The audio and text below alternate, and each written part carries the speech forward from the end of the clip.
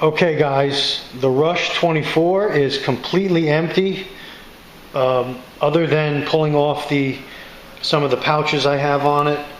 It's empty, all the pockets, the back, hydration pocket, everything that was on the pack straps. It's all on my kitchen area here, where hopefully my wife won't come in and see this, but I have our whole entire kitchen little nook here taken up by what was in that pack, except for my computer that's right there and the stuff immediately behind it. Every single item on this counter is from the Rush 24 backpack. Now, I'm not going to go into great detail on every single thing here, but just going quickly from left to right, top to bottom, I got the black pouch here as the first aid kit, the Maxpedition roly-poly there, the dump pouch, Catadin water filter, poncho, map of Florida, map of, listing of state parks in Florida. That back green bag there is a one-person tent, which I have videos on. Mosquito head net, bandanas, head buffs, cordage, safety cordage, signaling, whistle, toilet paper, platypus hydration. I think that's a 2-liter platypus hydration kit.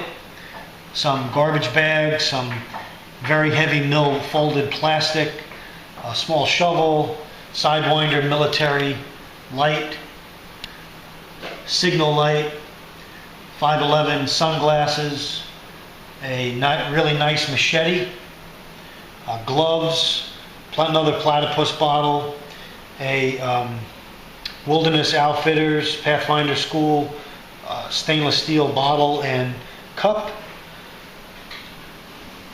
I have a pouch here with coffee, teas, and sugars and things of that nature. A foldable cup here.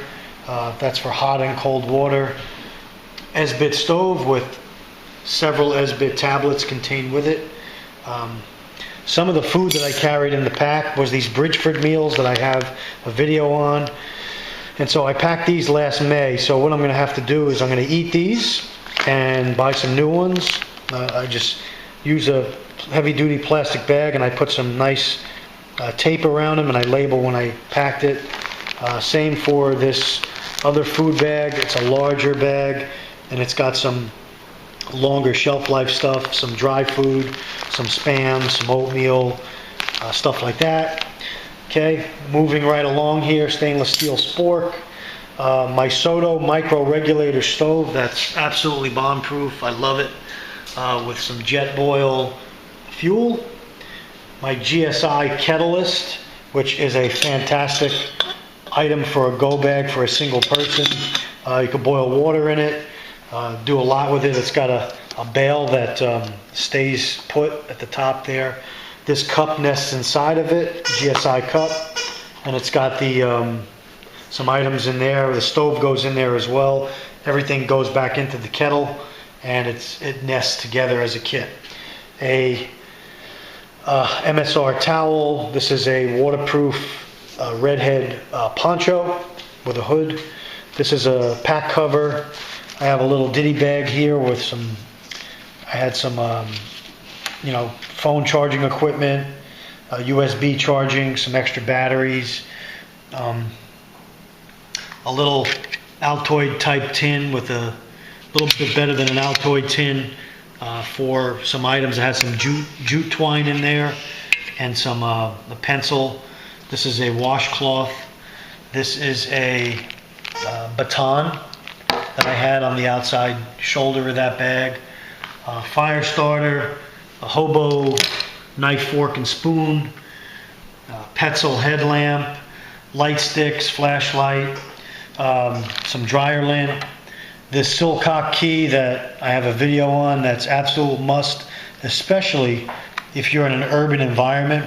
This gives you access to buildings, different buildings that you might come across that have water without the nozzles, that have the lock boxes that are outside of buildings.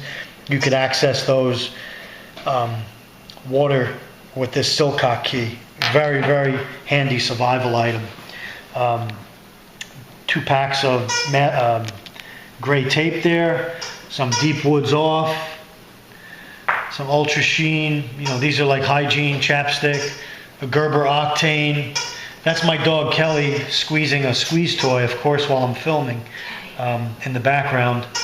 A Spyderco Harpy knife, rescue knife, calculator and book, pencils, pens, highlighters, 2 different types of survival kits that I've added stuff to, a glass breaker and a seatbelt cutter, some socks, a good boonie cap, and then a bunch of clothing right here, underwears, t-shirts, socks, and I had them vacuum sealed, take up less room.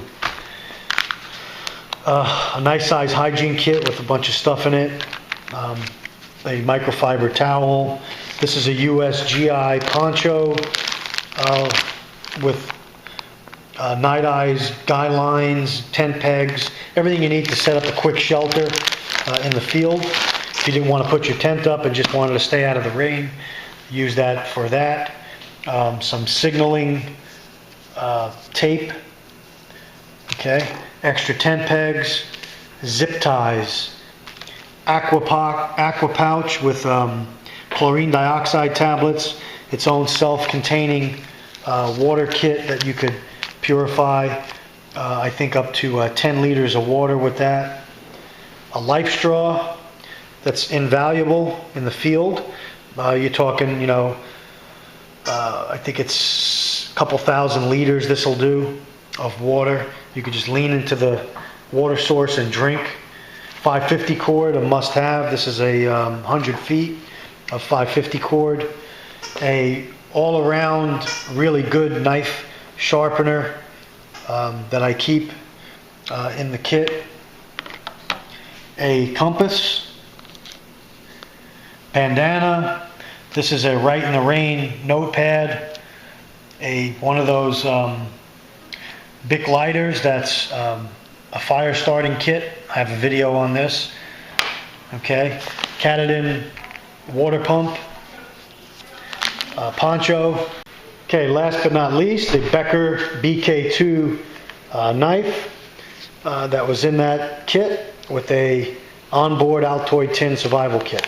So guys, what you're seeing here basically is what I had in my Rush24 bag.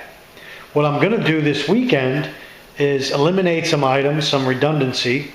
I'm going to give it a lot of thought, and then I have to figure out how I'm going to pack it, because in a top loading pack you should have items in different foldable dry bags that you could just pull out, one for food, one for cooking, one for clothing, one for, say, fire starting gear, and one for water purification, and you take it from there.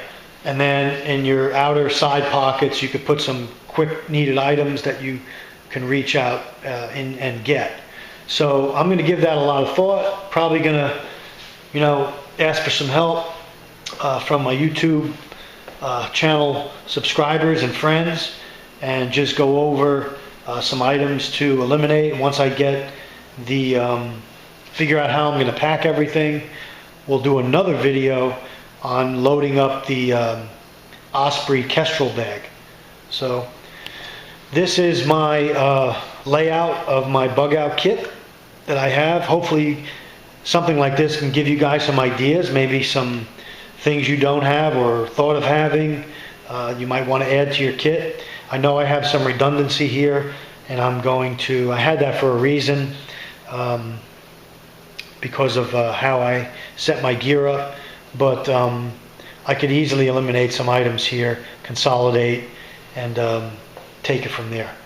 So there you have it, guys. Let me know your thoughts, questions, comments, and we'll be back with another video this weekend on rethinking the Bugout bag and reloading it into more of a camping style bag. And thanks for joining me. Appreciate your support. Stay ready.